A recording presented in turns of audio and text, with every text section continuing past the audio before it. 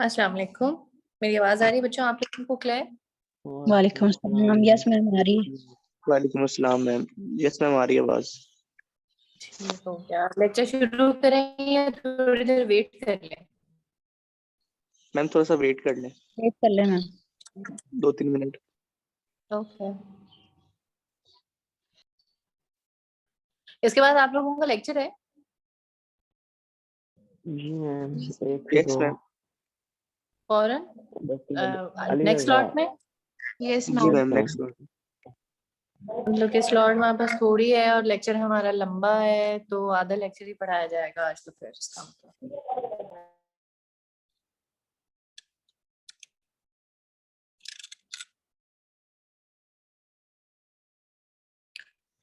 अच्छा जी, हम हल्का हल्का चलना शुरू करते हैं, आते जाएंगे स्टूडेंट साथ साथ।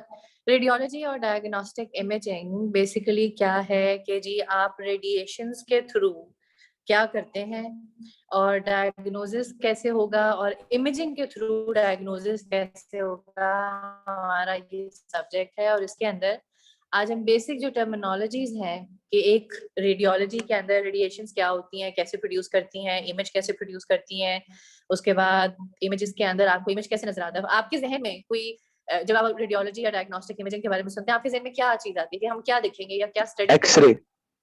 मैम एक्सरे के थ्रू एक्सरे एमआरआई। करेंगे। Very good. और हम सीटी स्कैन, एमआरआई। एमआरआई। ठीक है, एमआरआई हो गया। उसके अलावा हम कुछ थेराप्यूटिक भी देखेंगे कि रेडियोलॉजी के थ्रू क्या ट्रीटमेंट भी होता है या नहीं होता, लेकिन हमारा जो प्राइमरी फोकस है वो डायग्नोस्टिक इमेजिंग के ऊपर, ठीक है, डायग्नोसिस के ऊपर। तो पॉइंट पहले आता है कि जी व्हाई इज दिस नेसेसरी, क्यों पढ़नी है रेडियोलॉजी, ना पढ़े क्या हो जाएगा, क्या हम ऐसा तीर मार लेंगे रेडियोलॉजी पढ़ के जो कि हमारे लिए फायदेमंद है। उसका आंसर ये है कि जी आपकी जो एवेलुएशन होती है वो ज्यादा डिटेल्ड में होती है आफ्टर इमेजिंग, ठीक है। तो रेडियोलॉजी क्या है, बेसिकली ऐसी ब्रांच ऑफ मेडिसिन है जिसके अंदर आप रेडिएशंस के थ्रू या रेडियो एक्टिव सब्सटेंसेस के थ्रू डायग्नोसिस के अंदर हेल्प करते हैं। डायग्नोसिस भी हो सकता है और ट्रीटमेंट भी हो सकता है, प्रिवेंशन भी हो सकती है। फॉर एग्जांपल रेडियोलॉजी कैंसर के ट्रीटमेंट में भी यूज होती है, तो वो वहाँ पे ट्रीटमेंट का पर्पस हो गया। एक्सरेज के थ्रू, इमेजिंग के थ्रू आपके डायग्नोसिस में हेल्प करता है, तो वो आपकी जो है यहाँ पे पॉइंट आ जाता है उसका डायग्नोस्टिक का।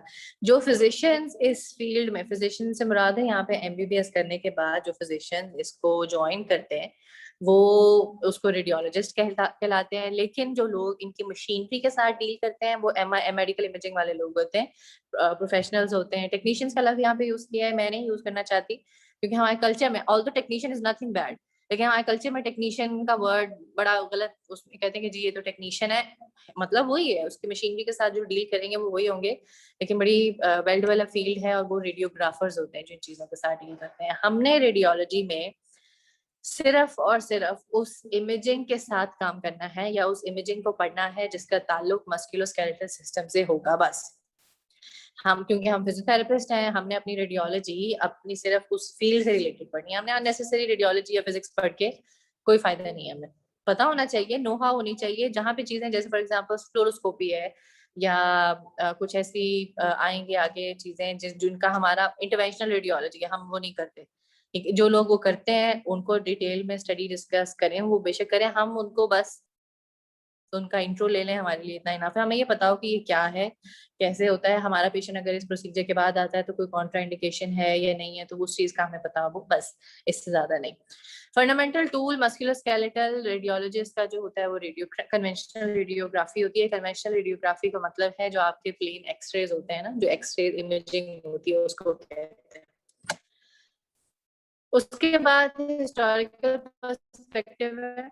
हिस्टोरिकल पर्सपेक्टिव के अंदर हम ज्यादा डिटेल में नहीं जाते, आप लोग उसको रीड कर लीजिएगा, ये बोरिंग सा है। इसमें जो चीज इंपॉर्टेंट है वो मैं बता देती हूँ कि जी जो एक्सरेज थे वो जिस साइंटिस्ट ने डिस्कवर किए थे उसका नाम था विटेजन। नाम की वजह से एक्सरेज के जो हम जिस एक्सरे होता है ना, जिसको हम एक्सरे कहते हैं, बेसिकली उसको एक्सरे नहीं कहते।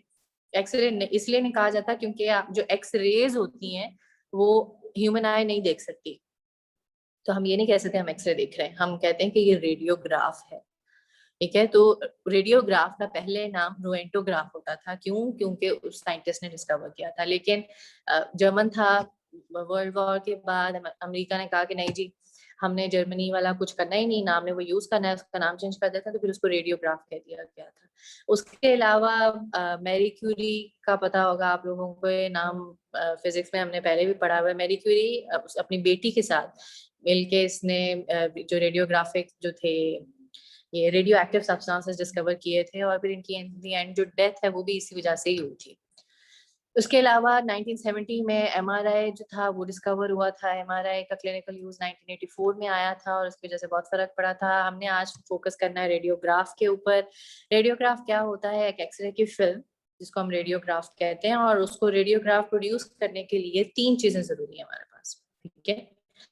सबसे पहले एक्सरे, एक्सरे का सोर्स होना चाहिए, किस मशीन में से निकल के आ रही है एक्सरे। दूसरा पेशेंट, पेशेंट के बगैर रेडियोग्राफ बन सकता है आपके ख्याल में? नो मैम, पेशेंट तो जरूरी है। पेशेंट ही नहीं होगा तो हम क्या रीडिंग्स लेंगे, क्या चेक करेंगे? नो मैम, पेशेंट के बगैर जरूरी नहीं। चलो, इसका मतलब कॉमन सेंस हमारी अभी इंटैक्ट है। एक्सरे होना जरूरी है, पेशेंट होना जरूरी है, और इमेज रिसेप्टर होना जरूरी है। यहाँ पे जो डिफरेंट चीज है वो इमेज रिसेप्टर है। इमेज रिसेप्टर का मतलब क्या होता है? आपके अंदर से एक्सरेज पास करके जो दूसरी तरफ जा रही हैं, दूसरी तरफ वो ऐसे हवा में नहीं चली जाएंगी। एक्सरेज हम ऐसे नहीं छोड़ देते चलो जहाँ जा रही है चली जाए। एक्सरे का एक रिसेप्टर होता है जो कि वहां जाके उसके अंदर एब्जॉर्ब हो जाती है। वो रिसेप्टर है जो कि बाद में इमेज बनाता है और आपकी जो फिल्म है उसके अंदर से निकल के बाहर आती है, ठीक है। रेडियोग्राफ जो है वो 2 टाइप के होते हैं, हार्ड रेडियोग्राफ और सॉफ्ट कॉपी होती है और हार्ड कॉपी होती है। इररिस्पेक्टिव ऑफ द रेडियोग्राफ, आप मुझे ये बताएं हार्ड कॉपी में और सॉफ्ट कॉपी में क्या डिफरेंस होता है? मैम सॉफ्ट कॉपी मैम वो सॉफ्ट होगी जो कॉपी वो होती है जो हम मतलब मतलब देखते हैं, और हार्ड कॉपी वो होती है जो मतलब ma'am in hand print form में या भी हैंड में होती है हमारे, पकड़ सकते हैं मैम, उसको बोलते हैं। और जो सॉफ्ट कॉपी मैम जो मॉनिटर पे मतलब स्क्रीन पे हम देख लैपटॉप के ऊपर या हम जिसको टच नहीं कर सकते। ठीक है, नहीं टच तो कर सकते हैं, मैं अपने लैपटॉप को हाथ नहीं लगा सकती। नो मैम, लेकिन जो अंदर कॉपी मैम है जैसे उसको फॉर भी आप एग्जांपल टच जैसे नहीं वो कर एक्सरे हमने जो करवाया ना, अगर वो फिल्म हमारे हाथ में होगी that is the hard copy. और सॉफ्ट कॉपी? सॉफ्ट कॉपी वो होगी जो मॉनिटर पे उसकी इमेजिंग चेक कर रहे होंगे सिंपली। बिल्कुल बिल्कुल। हार्ड कॉपी और सॉफ्ट कॉपी में बेसिकली सिर्फ फिजिकल उसकी क्वांटिटी का फर्क है। अगर वो फिजिकल फॉर्म में आपके पास है तो वो हार्ड कॉपी है, और अगर वो मॉनिटर पे डिस्प्लेड है तो वो सॉफ्ट कॉपी है। सॉफ्ट कॉपीज कैसे मिलती हैं? पेशेंट्स को देते हैं सॉफ्ट कॉपीज। कभी देखिए आपने किसी भी रेडियोग्राफ किसी भी चीज नो का जिसकी सॉफ्ट कॉपी हो? नो मैम, फिजिकल गौर करें, देखिए। मैम अल्ट्रासाउंड में यूजुअली होता है कि वो पिक्चर्स जो होती हैं थोड़ी बहुत, जो मतलब अल्ट्रासाउंड की जो पिक्चर होती है वो कभी कभार वो रिपोर्ट में लगा के देते हैं साथ। तो वो तो हार्ड कॉपी हो गई ना, वो तो हाँ, प्रिंट वो करके हार्ड दे कॉपी देते होती है। हैं। मैम लेकिन नो वो सिर्फ मैम, यही होता है पेशेंट कि को कभी बस सॉफ्ट कॉपी नहीं दी जाती, जस्ट उसको हार्ड कॉपी दी जाती है। अगर सॉफ्ट कॉपी देनी होती तो बाय अगर हम मेल कर दें या कोई चीज़ व्हाट्सएप कर दें तो फिर इस तरह सॉफ्ट कॉपी यूज होगी। कभी सीटी करवाया किसी ने? अपना नहीं है किसी और का, कभी देखा है? सीटी हुआ नो होगा मैम। किसी का जी तो। मैम, हुआ था, मेरे पापा का हुआ था। उसके अंदर आपको सीडी देते हैं एक साथ। जी देते हैं। Soft copy. वो सीडी सॉफ्ट कॉपी होती है। वो सीडी इटसेल्फ हार्ड है, लेकिन सीडी के अंदर सॉफ्ट कॉपी होती है। वो आप कंप्यूटर में लगाएंगे तो नजर आएगा, वो आप ऐसे नहीं देख सकते, ठीक है। इसी तरह ठीक जो है मैम। एडवांस एक्सरे की नहीं देते यूजुअली। एक्सरे में ज्यादातर ये होता है कि एक्सरे हो के साथ ही वो फिजिशियन के पास स्क्रीन पे आ जाती है चीज, तो वो सॉफ्ट कॉपी होती है, वहां से मॉनिटर कर ली जाती है। सॉफ्ट कॉपीज जल्दी जनरेट होती हैं, हार्ड कॉपीज देर से जनरेट होती हैं, क्योंकि उसको प्रोडक्ट प्रोड्यूस करना होता है, डेवलप करना। जैसे पिक्चर्स डेवलप होती हैं, पिक्चर आप जो मोबाइल जैसे पहले होता था, अब तो जमाना ही गया सारा उनका कि पिक्चर आपके कैमरे के अंदर बड़ी जल्दी आ जाती है, लेकिन उसको डेवलप करके प्रिंट करके अगर वो आपके फॉर्म में आती है वो हार्ड कॉपी होती है और उसकी देर से आती है, ठीक है। तो सॉफ्ट कॉपीज जल्दी डेवलप होती हैं, हार्ड कॉपीज देर से डेवलप होती हैं। डेवलप कैसे होती हैं? रेडिएशन के थ्रू। रेडिएशन क्या होती है? ऐसी एनर्जी जो कि ट्रांसमिट होती है स्पेस से या मैटर से, ठीक है। अब डिफरेंट फॉर्म्स ऑफ एनर्जी है हमारे पास, वो मैकेनिकल भी हो सकती है, इलेक्ट्रिकल, थर्मल, न्यूक्लियर या इलेक्ट्रोमैग्नेटिक भी होती है। आप लोगों ने इलेक्ट्रोथेरेपी पढ़ी हुई है? वन, यस मैम, यस पढ़ी। Ma'am please. Yes ma'am. जिन्होंने नो इलेक्ट्रो मैम, नहीं भी अभी नहीं पढ़ी पढ़ी। हुई उन्होंने मेडिकल फिजिक्स तो पढ़ी होगी। जी मैम, पढ़ी। दोनों पढ़ ली मैं। यस मैम, दोनों पढ़े। ठीक है, आपने इलेक्ट्रोमैग्नेटिक स्पेक्ट्रम पढ़ा? Yes ma'am. Yes ma'am. क्या होता है वो? मैम उसमें सारी माइक्रोवेव्स, रेडियो वेव्स, अल्ट्रासाउंड, ये यूवी रेज, ये UV सारी rays। वेव्स की फ्रीक्वेंसी और वेवलेंथ होती है, मेंशन होती है, ग्राफ पूरा होता है। बिल्कुल, उसमें इलेक्ट्रोमैग्नेटिक वेव्स भी हैं, न्यूक्लियर वेव्स भी हैं, थर्मल, इलेक्ट्रिकल, ये सारी वेव्स हैं।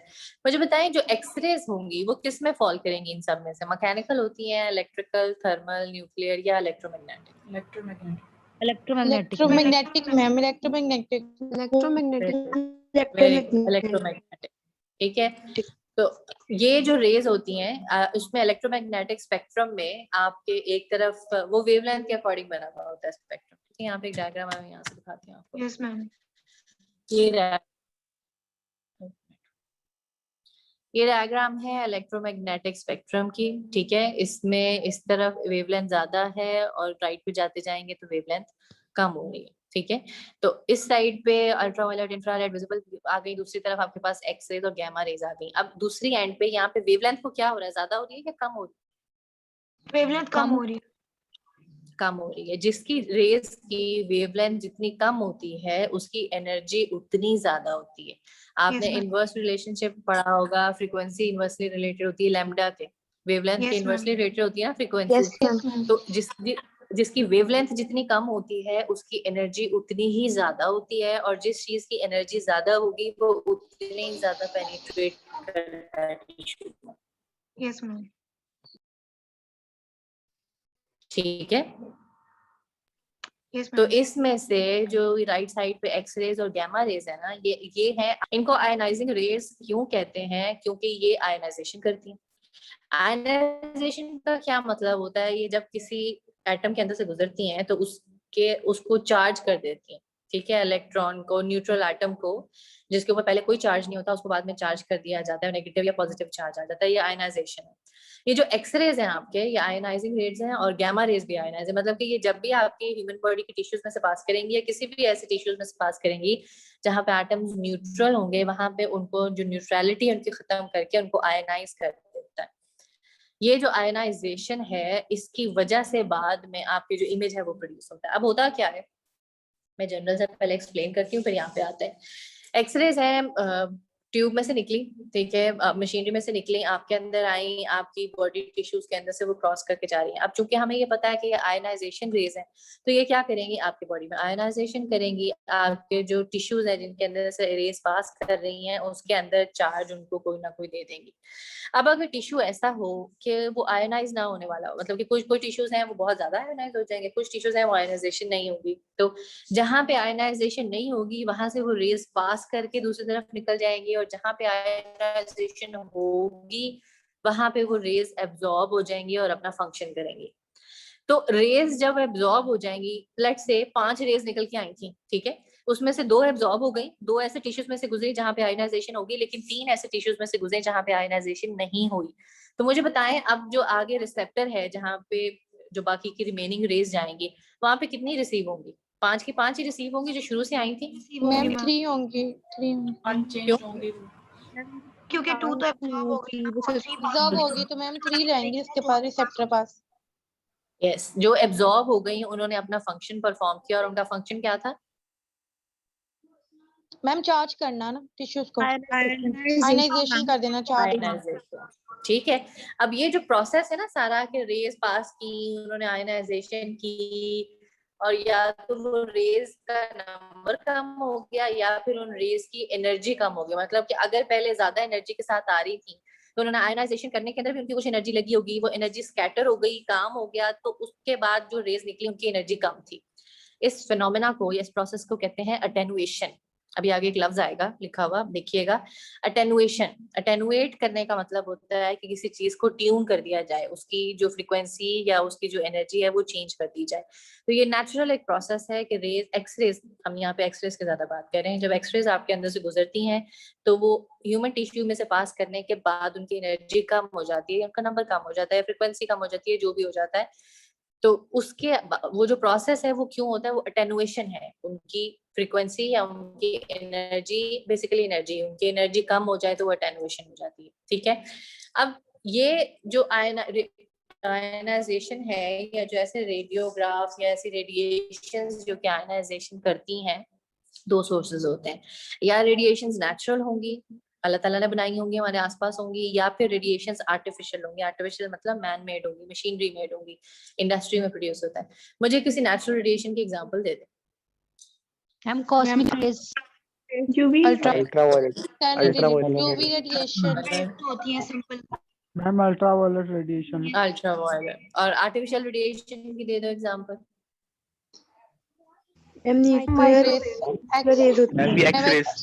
एक्सरेज हो गई। मैम वो रेज जो फोन में से निकलती हैं।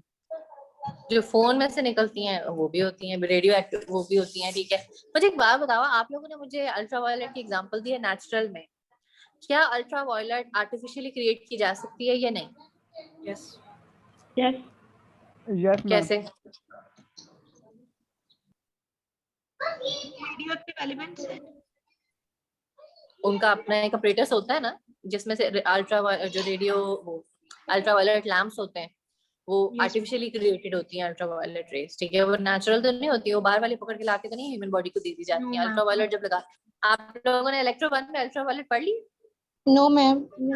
अच्छा तो पढ़ना, चलो ठीक है। उसमें भी आप लोग पढ़ेंगे, लैंप्स हैं वो जनरेट करते हैं, वो आर्टिफिशियल रेडिएशन भी नो हो मैम, सकती है, ठीक है। इलेक्ट्रो में ही पढ़ी। तो अभी जब डायग्नोस्टिक इमेजिंग आती है, इसमें हम कौन सी यूज करेंगे? नेचुरल रेडिएशन यूज होती है या आर्टिफिशियल? आर्टिफिशियल। आर्टिफिशियल अपनी मर्जी और अपने टाइम के अकॉर्डिंग हम यूज करते हैं, ठीक है। अब ये जो रेडिएशंस हैं इनकी क्वांटिटी है, इनके यूनिट्स भी होते हैं इनको मेजर करने के लिए। अब कैसे बताएं कि कितनी रेडिएशन भी दी है या कितनी रेडिएशन इस ह्यूमन इंसान, डोज कितनी थी उसकी, ठीक है। अब ये तो नहीं कह सकते कि 2 चम्मच रेडिएशन दिए थे इसको, ये भी नहीं कह सकते कि आधा किलो रेडिएशन दी थी इसको, उसका कोई ना कोई अपना यूनिट होगा। तो उसमें क्या 3-4 हमारे पास मेन यूनिट्स हैं, एक रोएंटिजन, दूसरा red stands for radiation absorb dose, तीसरा रैम रोएंटिजन इक्विवेलेंट इन मैन, और चौथा है हमारे पास क्यूरी। क्यूरी तो प्योर उसके नाम पे था, मैरी क्यूरी के नाम पे, रोएंटिजन भी उसके नाम पे था जो साइंटिस्ट जिसने एक्सरेज डिस्कवर की थी। रोएंटिजन, अब ये है सारे यूनिट्स उसके, लेकिन हम ये हर जगह अप्लाई नहीं कर सकते। क्यों? रोएंटिजन मेजर करता है कि एक्सरेज ने कितनी आयनाइजेशन की, सिर्फ ये। रैड मेजर करता है कि जो आपने एक्सपोजर दिया है उसमें से कितनी एक्सरेज ह्यूमन इंसान के अंदर एब्जॉर्ब हुई है। रोएंटिजन मेजर करता है कितनी एक्सरे ने कितनी आयनाइजेशन की है। रैड मेजर करता है कि कितनी एब्जॉर्प्शन हुई है। रैम मेजर करता है, REM जो है रैम, ये मेजर करता है कि जितनी भी एब्जॉर्प्शन हुई है उसकी वजह से कितना इफेक्ट आया। ये 3 डिफरेंट चीजें मेजर हो रही है। रोएंटिजन क्या मेजर करता है? आयनाइजेशन, कितनी आयनाइज हुए। ठीक है। रैड क्या मेजर करता है? कितनी एब्जॉर्ब हुई है बीम से एनर्जी, कितनी एब्जॉर्प्शन हुई है। Very good. और REM रैम क्या मेजर करता है? Effect to the radiation person's body. Very good, कि इफेक्ट कितना आया, ठीक है। और ये जो रैम रैड या रोएंटिजन है, इसके जो हम कि बहुत बड़ी क्वांटिटी में इसके यूनिट्स बड़े छोटे छोटे यूज होते हैं। फॉर एग्जांपल मिली रैड, मिली रोएंटिजन और मिली रैम यूज करते हैं, ठीक है।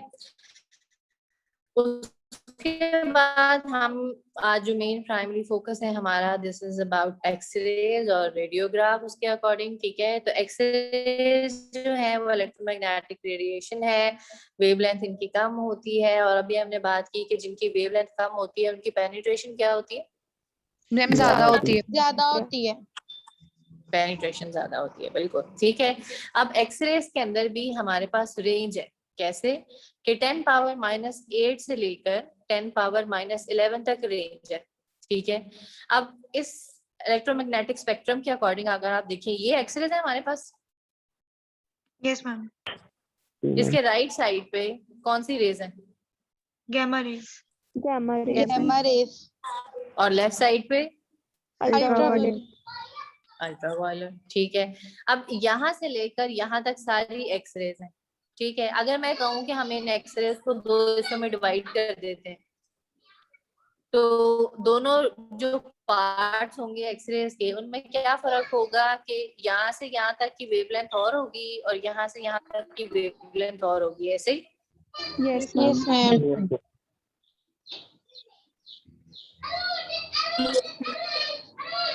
दोबारा बोलो, समझ आई बात की नहीं आई?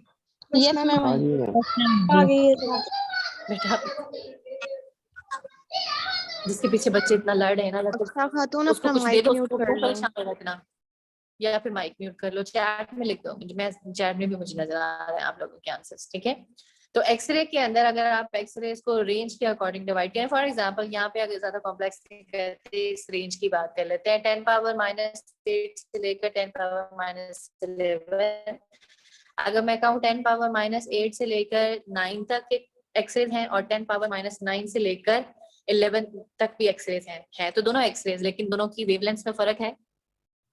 Yes ma'am. Yes ma'am. ठीक है, मुझे बताएं इनमें से कुछ, ये जो मैंने दो डिवाइड की हैं, 10 पावर -8 से लेकर -9 तक और दूसरा 10 से लेकर 11 तक, तो 10 पावर -8 से लेकर जो 9 तक है वो अल्ट्रावायलेट के ज्यादा करीब होंगी या गामा रेज के ज्यादा करीब होंगी? मैम अल्ट्रावायलेट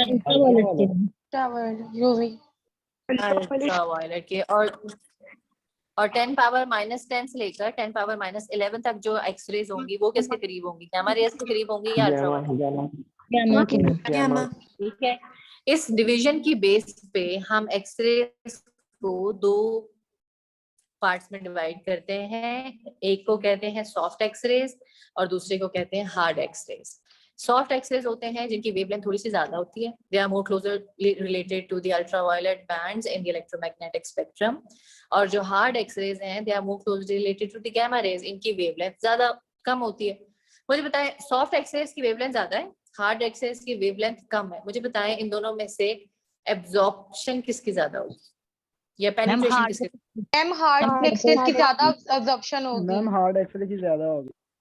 बिल्कुल, तो जिसकी जितनी ज्यादा पेनिट्रेशन होगी आपके ख्याल में डायग्नोसिस के लिए वही ज्यादा हेल्पफुल होगा या जो सुपरफिशियल से होकर चला जाता है वो ज्यादा हेल्पफुल होगा?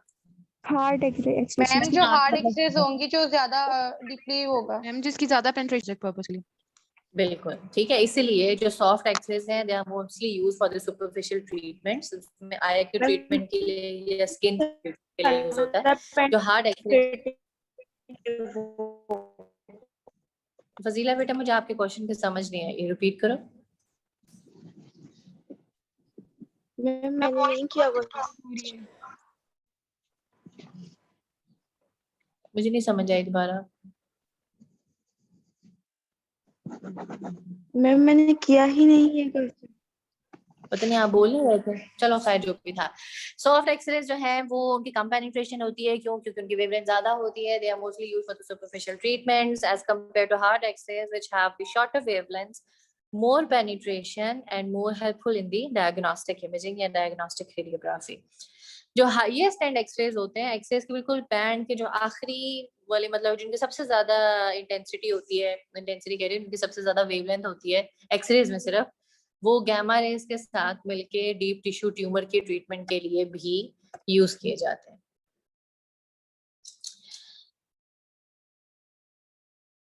अच्छा आयशा बेटा, ये आपका जो क्वेश्चन है ना आयनाइजेशन वाला, मैं इसको एंड पे बताऊं, ठीक है? अभी हम आगे चलते हैं।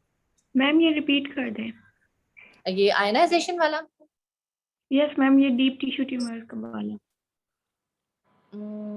नहीं, ionization is something else, deep tissue tumour is something else. आपको क्या समझ नहीं आई?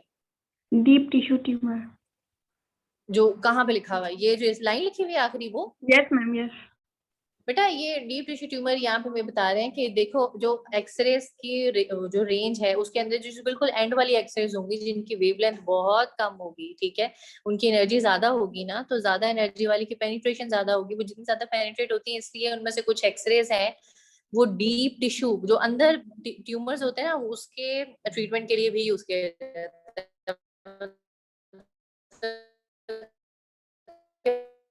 बात हम यहाँ ये कर रहे थे कि हार्ड एक्सरेज, जो हार्ड एक्सरेज में बहुत ज्यादा हाई इंटेंसिटी की होती हैं, वो अक्सर ट्रीटमेंट के लिए भी यूज होती है, लेकिन वो बहुत कम है ट्रीटमेंट मेथोडोलॉजी जिसके अंदर वो यूज की जाती है, ठीक है। अब बात आती है कि जी एक्सरे प्रोडक्शन कैसे होती है। एक्सरे प्रोडक्शन आप लोगों ने पहले पढ़ी हुई है। एक्सरे प्रोडक्शन जनाब एक ट्यूब होती है, ग्लास ट्यूब है, उसमें दो लगे होते हैं इलेक्ट्रोड्स, एक कैथोड और दूसरा एनोड। कैथोड है ये क्या करता है, फिलामेंट यहाँ पे सप्लाई आती है, ठीक है, ये चार्ज होता है, टंगस्टन फिलामेंट होता है, इसके अंदर से इलेक्ट्रॉन की बीम्स निकलती हैं, ये जाके हिट करती हैं एनोड को, और एनोड से फिर एक्सरे की बीम्स निकलती हैं जो कि ह्यूमन बॉडी के अंदर से पास करती हैं, और ह्यूमन बॉडी में से अंदर से पास करने के बाद अगर इसमें से कुछ निकल जाए तो कहाँ जाएंगी उसके बाद? मेमोरी रिसेप्टर्स पर पास। रिसेप्टर पे, ठीक है। तो क्या सारी की सारी रिसेप्टर पे चली जाएंगी या दरमियान में उनको कुछ और भी हो सकता है?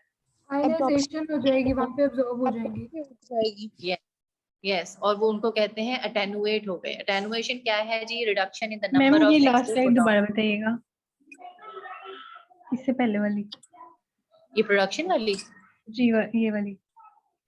बेटा प्रोडक्शन सिर्फ एक्सरे की मैंने बताई है कि एक्सरे की ट्यूब कैसे होती है, ये जो ऑपरेटर्स होता है वो कैसे होता है। बेसिकली एक ग्लास ट्यूब होती है, उसके अंदर 2 इलेक्ट्रोड्स लगे हुए होते हैं।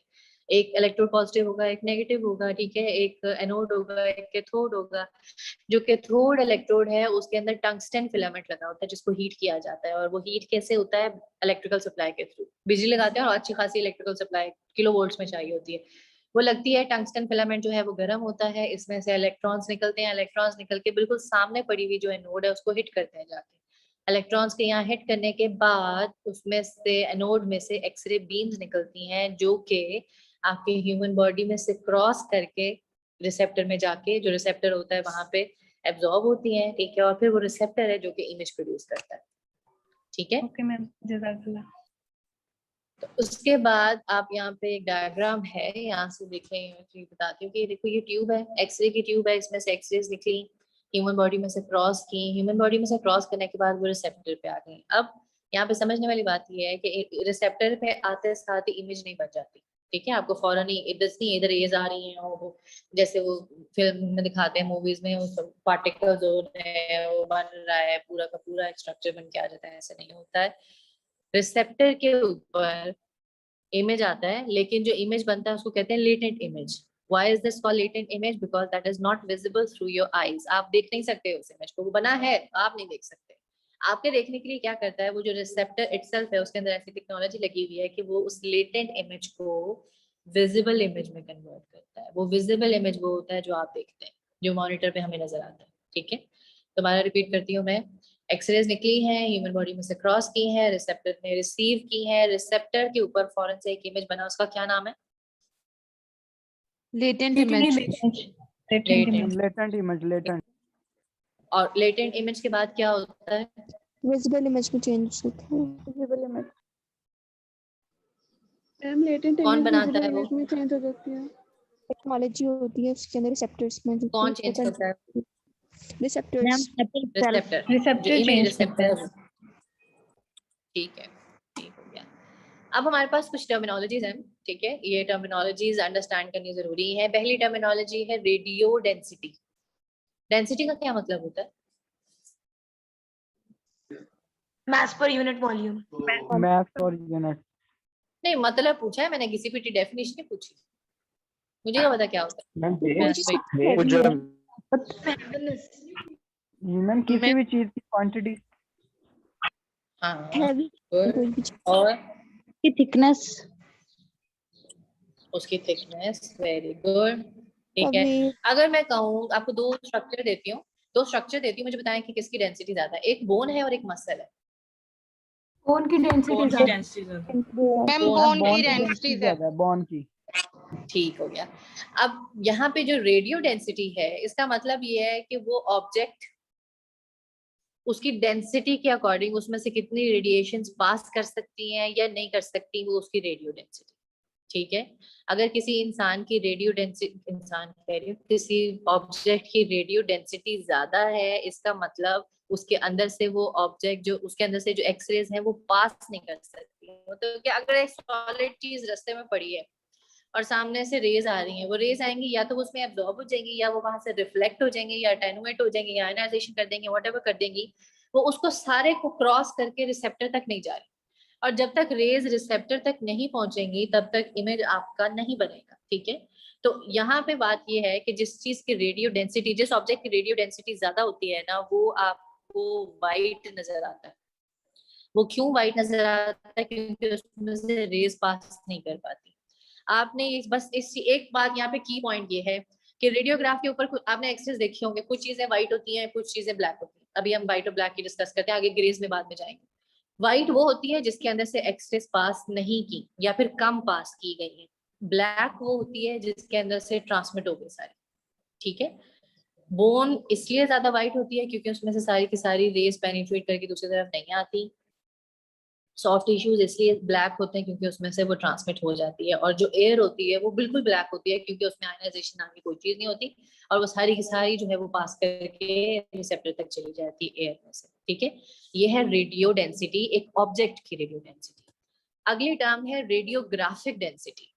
ये टेक्निकल टर्म है जो कि रेडियोग्राफ की डेंसिटी बता रहा है। अब ये ऑब्जेक्ट की डेंसिटी की बात नहीं हो रही, अब ये रेडियोग्राफ की डेंसिटी की बात हो रही है। रेडियोग्राफ की डेंसिटी ज्यादा होने का मतलब है कि रेडियोग्राफ ज्यादा ब्लैक है। दोबारा रिपीट करती हूँ, रेडियोग्राफिक डेंसिटी का मतलब ये है कि जो एक्सरे आपने देखा है, या जो मैं बार बार एक्सरे कह रही हूँ और साथ में ये भी कह रही हूँ कि इसको एक्सरे नहीं कहना है, इसको रेडियोग्राफ कहना है। जो रेडियोग्राफ की डेंसिटी है इसका मतलब है वो कितना ब्लैक है। अगर हम ये कहते हैं सॉरी कि रेडियोग्राफ ज्यादा डेंस है, इसका मतलब वो ज्यादा ब्लैक है। हम कहते हैं रेडियोग्राफ की डेंसिटी कम है, इसका मतलब जो एक्सरे है हमारे पास वो वाइट है। ठीक है, अब यहाँ पे एक लाइन लिखी हुई है कि radio density and the radiographic density both are inversely proportional to each other. अगर किसी ऑब्जेक्ट की रेडियो डेंसिटी ज्यादा है तो वो रेडियोग्राफ के ऊपर कैसा नजर आएगा? वाइट इमेज, वो वाइट, ब्राइट वाइट। ठीक है, तो अगर वो वाइट नजर आएगा तो हम क्या कहेंगे, रेडियोग्राफिक डेंसिटी क्या होगी उसकी? कम होगी, कम होगी। बिल्कुल कम होगी। ठीक है, और अगर मैं ये कहूँ कि किसी ऑब्जेक्ट की रेडियोग्राफिक डेंसिटी बहुत ज्यादा आई है तो उसका क्या मतलब हुआ? मैम उसकी जो रेडियो डेंसिटी कम होगी, मैम वो डार्क होगी, डार्क होगा, उसकी जो होगा, रेडियो डेंसिटी कम होगी। मैम ब्लैक में होगा। रेडियो वो डेंसिटी ब्लैक कम होगा, होगी उसका। बिल्कुल उसकी रेडियो डेंसिटी कम होगी। आपको इन दोनों के दरमियान में डिफरेंस क्लियर हो गया, रेडियो डेंसिटी में और रेडियोग्राफिक डेंसिटी में? यस मैम, यस समझ आ यस गई। मैम, हो गया क्लियर। मैम एक बार दोबारा बता दें। मैं दोबारा बता रही, मुझे पता था ये एंड पे जरूर आता है, रोजे के साथ मेरे पे थोड़े से रहम करो, मैं फिर बता देती हूँ। रेडियो डेंसिटी होती है एक ऑब्जेक्ट की डेंसिटी कि वो कितना डेंस है, और वो डेंसिटी डिसाइड करती है कि इसमें से कितनी रेस पास करेंगे। जो ऑब्जेक्ट जितना ज्यादा डेंस होता है या रेडियो डेंस होता है उसमें से रेस उतनी कम पास करती हैं, और जो रेडियोग्राफ है उसके ऊपर इमेज वाइट आता है क्योंकि उसमें से रेस पास नहीं की हुई होती। रेडियोग्राफिक डेंसिटी होती है एक रेडियोग्राफ कितना डेंस है, उसका मतलब है वो कितना ब्लैक है। अगर कोई ऑब्जेक्ट रेडियोग्राफ के ऊपर ज्यादा ब्लैक नजर आ रहा है इसका मतलब उसमें से रेस पास की हैं और वो सारी की सारी रिसेप्टर तक आ गई हैं या मेजॉरिटी रिसेप्टर तक आ गई, इसलिए वो ब्लैक है। ठीक है, बस याद रखिएगा, radio density is about the object and radiographic density is about the radiograph. बस नाम से पता लग रहा है। ठीक है, अब आगे कुछ टर्म्स हैं। रेडियो ओपेक, उन्होंने कहा कि जी रेडियो डेंसिटी और रेडियोग्राफिक डेंसिटी इतना कंफ्यूजिंग सारा सीन चल रहा है, हम लफ्ज ही बदल देते हैं, हम इनको रेडियो ओपेक और रेडियो लूसेंट कह लेते हैं। रेडियो ओपेक का मतलब ये है कि anything which is not easily penetrated by the X-rays. मैं दोबारा रिपीट करती हूँ, radio opaque is defined as not easily penetrated by the x-rays. Some sources define it as impenetrable to the x-rays. एक लाइन पढ़ी है मैंने, अब आप मुझे बताएं ये जिस भी किसी भी ऑब्जेक्ट के बारे में बात हो रही है उसकी रेडियो डेंसिटी ज्यादा होगी या कम होगी? मैम रेडियो डेंसिटी कम होगी, मैम उसकी रेडियो डेंसिटी ज्यादा होगी इसीलिए वो पेनिट्रेट नहीं होगा। नॉट इजीली पेनिट्रेटेड है, ज्यादा होगी, इजीली पेनिट्रेट नहीं ज्यादा कर रहा, होगी रेडियो डेंसिटी, ज्यादा होगी। रेडियो डेंसिटी ज्यादा होगी, इस वजह से पेनिट्रेट नहीं होगी। जो ऑब्जेक्ट जिसकी डेंसिटी ज्यादा होगी उसमें से एक्सरेज पास नहीं करेंगे उसको हम कहेंगे वो रेडियो ओपेक है। ठीक है, अब मुझे बताएं रेडियोग्राफ के ऊपर वो कैसा नजर आएगा, लाइट कलर वाइट में आएगा या ब्लैक? वाइट में, वाइट में मैम, वाइट में, वाइट में बिल्कुल। नॉर्मल बोन्स होती हैं आपकी ऐसे नजर आती हैं, अगर एबनॉर्मेलिटी या anything which is not usual, उसकी एग्जांपल्स क्या है हमारे पास? हैवी मेटल्स, ठीक है, या फिर एक और कॉन्ट्रास्ट मीडिया होता है बेरियम सल्फेट। ये जो लेफ्ट वाली डायग्राम है ना, ये इमेज है, ये क्या शो कर रहा है आपके ख्याल में? ये क्या है? एम arthroplasty, very good, very good. कौन सी आर्थ्रोप्लास्टी? Ma'am hip arthroplasty. पार्थोप्लास्टी में क्या हुआ हुआ इसमें, क्या नजर आ रहा है आपको? मैम मेटल लगाया हुआ है, मेटल का metal इंसर्ट का किया हुआ है मैम, एसिटाबुलम की शेप का जो मेटल है ना वो उन्होंने इंसर्ट किया है।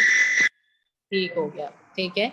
ये इम्प्लांट है। अब ये जो मेटल है, ये मेटल का बना हुआ होगा। वैसे तो प्लास्टिक या पॉलीथीन वगैरह के भी आ गए हैं, लेकिन इसकी डेंसिटी ज्यादा है, ठीक है, इसलिए ये व्हाइट नजर आ रहा है। मुझे बताएं ये रेडियो ओपेक है या नहीं?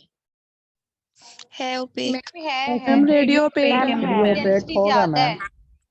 ठीक हो गया। दूसरी तरफ एग्जांपल है हमारे पास बेरियम सल्फेट की, ठीक है। बेरियम सल्फेट एक कंट्रास्ट मीडिया है, लिक्विड होता है।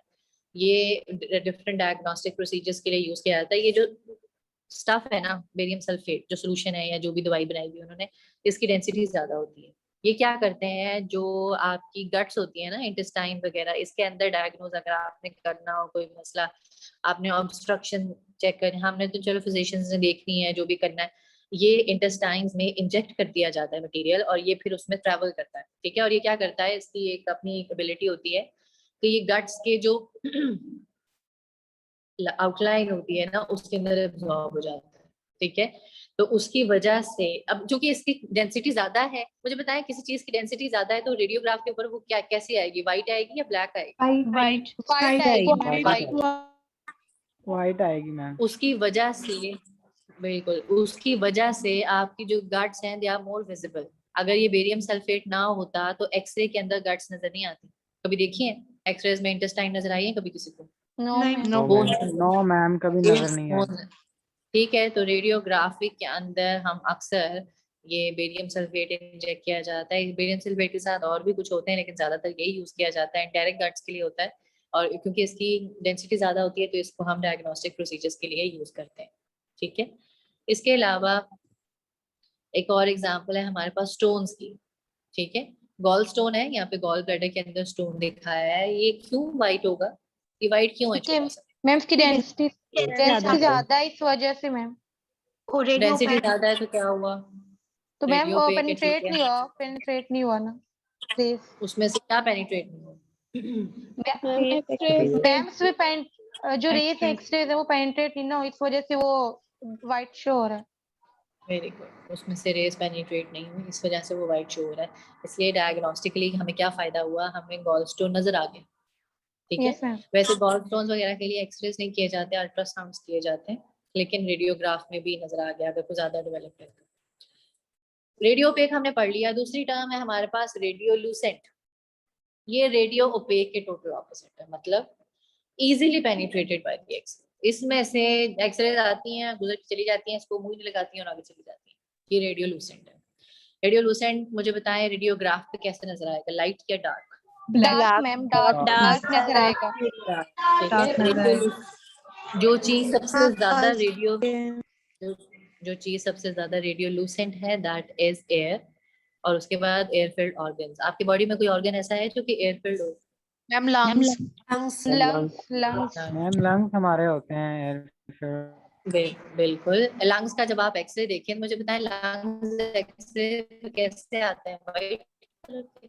मैम डार्क ब्लैक होते हैं मैम। जब लंग्स के एक्सरे किए जाते हैं तो उसके अंदर एयर होती है, air black because of the air. बिल्कुल ठीक है।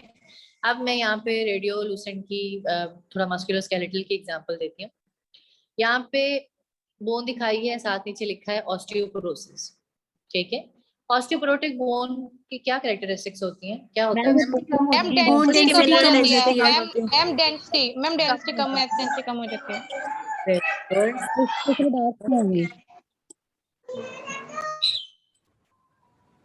अक्सर आपके पीछे से इतनी आवाजें आती हैं, पता नहीं लगता तोतों की आवाजें हैं कि बच्चों की। खैर, ऑस्टियोपोरोसिस के अंदर क्या होता है, डेंसिटी कम हो जाती है, ठीक है। डेंसिटी जब कम होती है तो आप ये देखें इस इमेज के अंदर दरमियान में डार्क है और उसकी जो आउटलाइंस हैं they are black, white, sorry. मुझे बताएं आउटलाइंस क्यों व्हाइट है? क्योंकि डेंसिटी ज्यादा है। मैम पोर्स है बोन के अंदर, इस वजह से। वीक मैम हो गई बाहर है। वाली साइड पे कॉर्टिकल बोन ज्यादा होती है और अंदर वाली साइड पे ट्रैबिकुलर यस बोन मैम, ज्यादा। मैम अंदर ट्रेबिकुलर बोन है, इस वजह से डेंसिटी कम है, बाहर जो डेंसिटी ज्यादा है इस वजह से कुछ शो हो रहा है। Very good. इसीलिए ऑस्टियोपोरोसिस जिसमें डेंसिटी कम होती है, ये आपको बोन्स का ऑस्टियोपोरोसिस यहाँ पे नजर आ रहा है कि एक तो ट्रेबिकुलर ऑलरेडी दूसरी उसके अंदर ऑस्टियोपोरोसिस हो गया, तो वहां पे ये जो अंदर वाली जगह है सारी ये ब्लैक नजर आ रही है। ये यहाँ से रेस पास कर गई, जो बाएं वाली साइड थी इसकी डेंसिटी ज्यादा थी, यहाँ से रेस पास नहीं की। ठीक है, दूसरी तरफ एग्जांपल है हमारे पास एक ट्यूमर की या ऑस्टियोलिटिक लीजन की। इसमें आप ही देखिए सारी बोन वाइट है, ठीक है, थोड़ी थोड़ी ग्रे भी है, आपको थोड़ी डेंसिटी कम नजर आ रही है। यहाँ पे देखिए इस जगह पे डेंसिटी कम है, इस जगह पे कम है, यहाँ पे डेंसिटी भी थोड़ी ज्यादा है, ये एक नजर आ रही है। मुझे बताएं यहाँ पे डेंसिटी ज्यादा है या कम है? ज्यादा कम है, डेंसिटी कम है। कम है यहाँ पे। डेंसिटी ज्यादा होती तो ये व्हाइट होता, ये ब्लैक यस है, मैम, इसका डेंसिटी कम मतलब है। ये डेंसिटी कम है। डेंसिटी क्यों कम है? क्योंकि ऑस्टियोलिटिक लीजन है। ऑस्टियोलिटिक लीजन का मतलब क्या है? ये बेसिकली एक ट्यूमर है, ऐसा ट्यूमर जिसके अंदर osteoclastic activities, there are different type of tumours, osteoblastic as well as the osteoclastic tumours. Osteoclastic tumour जो होता है वो बोन को खा जाता है, वहां पे डेंसिटी कम हो जाती है, तो इस जगह पे डेंसिटी कम है, ठीक है, इसीलिए ये ज्यादा ब्लैक यहाँ पे अपेयर हो रहा है। तो ये क्या हुआ, रेडियोलूसेंट या रेडियो ओपेक? रेडियोलुसेंट। मैम रेडियोलुसेंट है। वेरी गुड, ठीक है।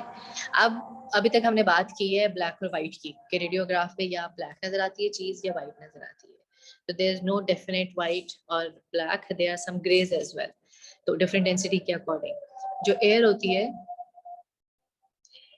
वो उसमें से पेनिट्रेट कर जाती है रेज, वो ज्यादा ब्लैक होता है, ठीक है, क्योंकि उसकी डेंसिटी बहुत कम होती है। एयर के बाद आती है फैट, हम ह्यूमन टिश्यूज की बात कर रहे हैं। फैट आती है, फैट की डेंसिटी एयर से थोड़ी सी ज्यादा है, तो अब साथ ही ब्लैक व्हाइट नहीं हो जाएगा, वो ग्रे हो जाएगा, ऐसा ग्रे जिसके अंदर ब्लैक की क्वांटिटी ज्यादा है, मोर टुवर्ड्स द ब्लैक, ठीक है। फिर तीसरा है वाटर, उसकी डेंसिटी फैट से भी ज्यादा होती है, अब ये ग्रे हो जाएगा। और एंड पे आती है बोन जिसकी डेंसिटी सबसे ज्यादा होती है, और ये क्या है, व्हाइट।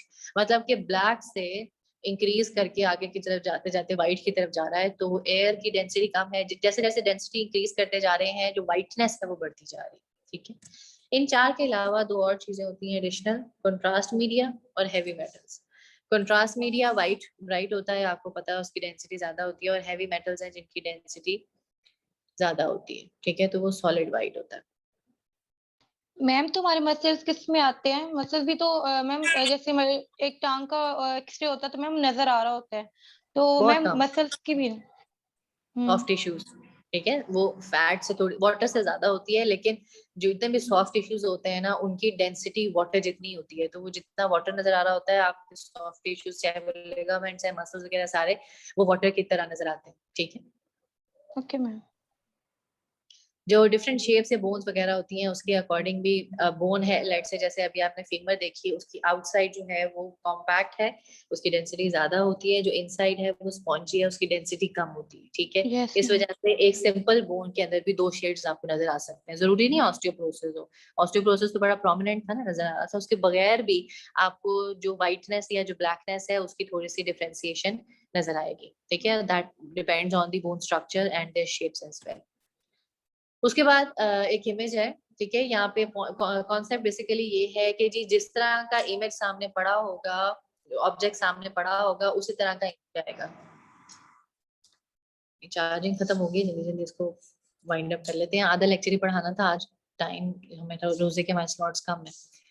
आप ये देखिए कि यहाँ पे देखो तो इमेज इस तरह का है सारी एक ही चीज, इस तरह रखो तो इमेज ऐसे आएगा, इस तरह रखो तो इमेज इस तरह का आएगा। इसी तरह अगर आप सिलेंडर की एग्जांपल लें, सिलेंडर को अगर ऊपर से इमेज लेंगे तो ये नजर आएगा, सिर्फ इसमें सिर्फ आपको विड्थ नजर आ रही है, आपको लेंथ उसकी नजर नहीं आ रही।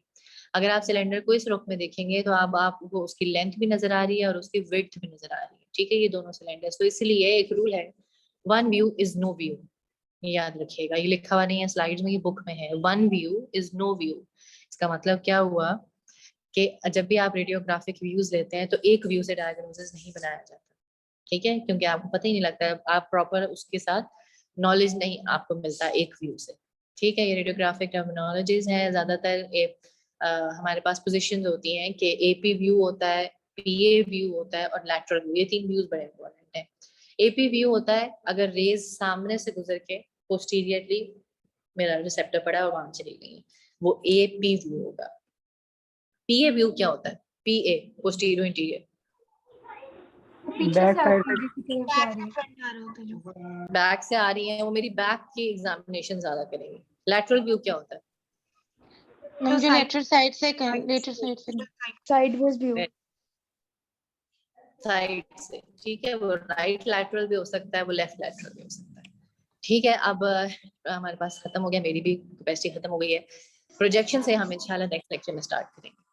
ठीक है, मैंने दूसरे सेक्शन को जी मैम मैम एक क्वेश्चन है मेरा। बोलो। मैम मैं बेसिकली मेडिकल इमेजिंग का स्टूडेंट हूँ और ये आपका सेक्शन है फिजियोथेरेपिस्ट का। तो मैम मैंने उसके अंदर अपना जो कोर्स ऐड किया था, लेकिन बार बार मेरा आपके सेक्शन में ही ऐड हो रहा है, इसकी क्या वजह है? आपने किस में ऐड किया था? मैम मैंने डॉक्टर मैमूना है, कोई नई टीचर आई हैं, उनके सेक्शन में मैंने ऐड किया था। हाँ, मसला ये है हनान कि मिस मैमूना भी फिजियोथेरेपी के ही सेक्शंस ले रही है, वो भी मेडिकल इमेजिंग का नहीं है। मेडिकल इमेजिंग के जो रेडियोग्राफी का सेक्शन है वो मिस कुरतुलैन ले रही है। अभी शो हो रहा है, 2 सेक्शन शो हो रहे हैं, एक आपका सेक्शन शो हो रहा है और एक मिस मैमूना का शो हो रहा है, रेडियोलॉजी एंड इमेजिंग का। तो हाँ, अब आप ये क्या करना है, रामीन या कायनात के पास आओ या मिस सरफनान को कहो कि मिस कुरतुलैन का रेडियोलॉजी का सेक्शन आपको शो करवा दें, क्योंकि आप मेडिकल इमेजिंग के स्टूडेंट हैं और आपने उसमें जाना है। ठीक है मैम, मैं बस सॉरी फॉर दैट कि मैं आउट ऑफ स्टेशन हूँ, तो लॉकडाउन की वजह दूसरा आपको पता धरने वगैरह हो रहे हैं, तो जो पब्लिक ट्रांसपोर्ट अवेलेबल नहीं है।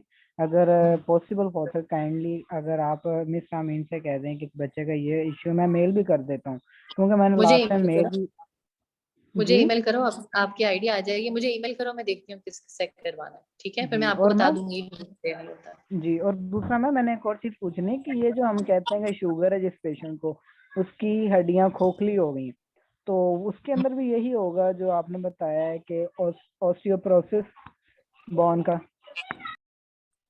शुगर के बाद हड्डियां कैसे खोखली हो जाती हैं, ये तो मैंने पहले सुना है। मैं सुना है कि जिस बंदे को शुगर है उसकी जो बोन वीक हो जाती है। मीन्स रिसेंटली जो मेरे थे ना बड़े पापा, बाद में, अच्छा, फ्रैक्चर हुई थी बहुत और एडवांस स्टेजेस में आके गम्स की बात की जाती जी। बहुत जो एडवांस स्टेजेस हो जाते हैं ना उसके डायबिटीज के, उसके बाद गम्स की बात की जाती है ज्यादा। जो आपके दांत होते हैं वो लूज हो जाते हैं, डेंसिटी कम हो जाती है उनकी भी, उनकी डायबिटीज की, इंसुलिन के इम्बैलेंस की वजह से।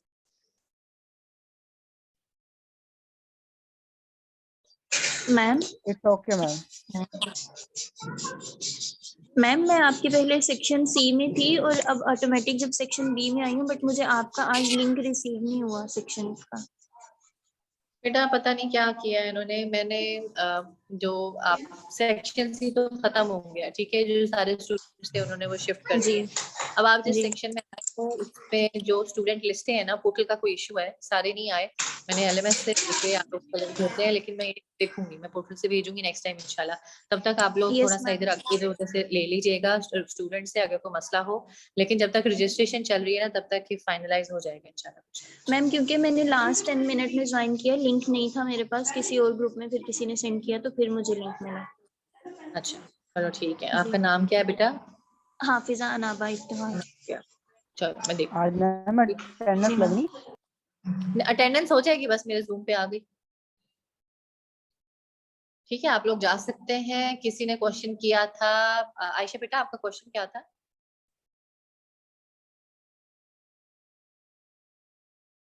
रिकॉर्डिंग बिल्कुल अपलोड कर दूंगी,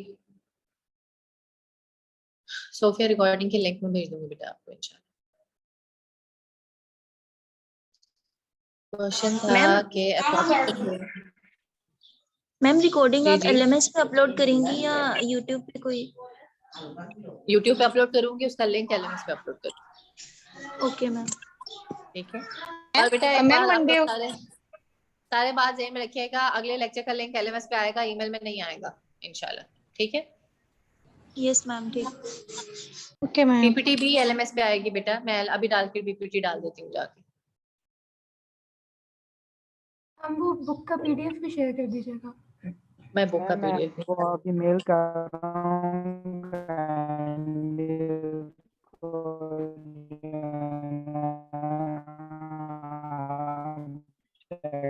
बनाना, आप मुझे ईमेल कर दें, आप मुझे ईमेल कर दें, मैं देख के फिर आपको रिस्पॉन्ड कर देती हूँ ईमेल पे ही कि आपका क्या प्रॉब्लम है और कैसे सॉल्व करना है। ठीक है, अगर कोई क्वेश्चन नहीं है तो मैं लेक्चर एंड करती हूँ, बस टाइम खत्म हो गया। ठीक है, चले, अल्लाह हाफिज। अल्लाह हाफिज।